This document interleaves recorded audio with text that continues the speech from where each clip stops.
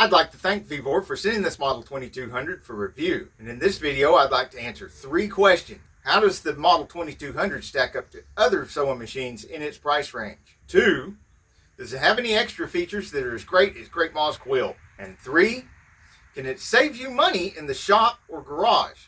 First, how does it stack up to other sewing machines in its price range? At less than 12 pounds and a nice fold-up handle, it definitely has the portability. Does it have the hidey hole with all the little extras? Yes it does. Got bobbins, spare needle, and other doodads and thingamabobs. It's even got a seam ripper. And plenty of space down there for more. It's got all the knobs and levers to play with. It's got the slide from turtle slow to rabbit fast. Tension control knob for finicky cloth. Knob for longer or shorter stitches. Reverse lever. And of course, the foot pedal. And all the other features you'd expect from a normal sewing machine. Now, what about specials or extras that make it above and beyond great as Great Mausque quilt, as I would say? Well, first, we see that it does have a light, but that's kind of par for the course. Nowadays, most machines do have a light down here. That's no longer an extra.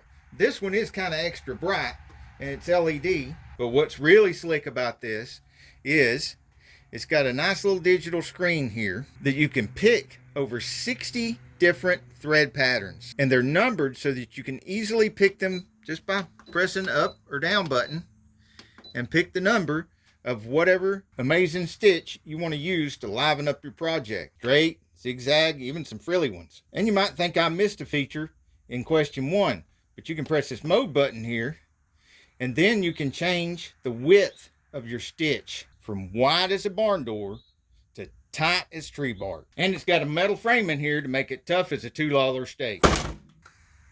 So the third and most important question, can it save you money in the garage or workshop? To answer that, let's look at a real example, like the current Corvette project I just finished the interior on.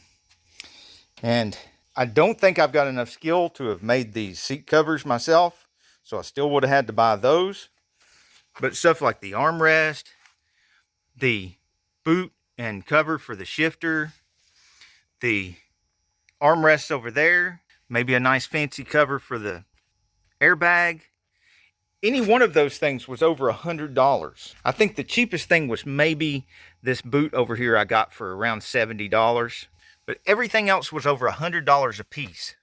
And I think I spent around $2,800 here.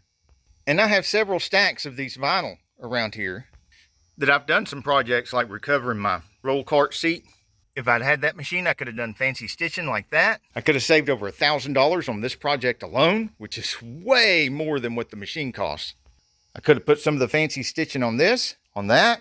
Could have done any of these stitches or any of these stitches. Come to think of it, I could fix and or modify toolbox covers, my car covers, my equipment covers, my cart covers, my motorcycle covers. If you like my style of tool and equipment reviews, share the video.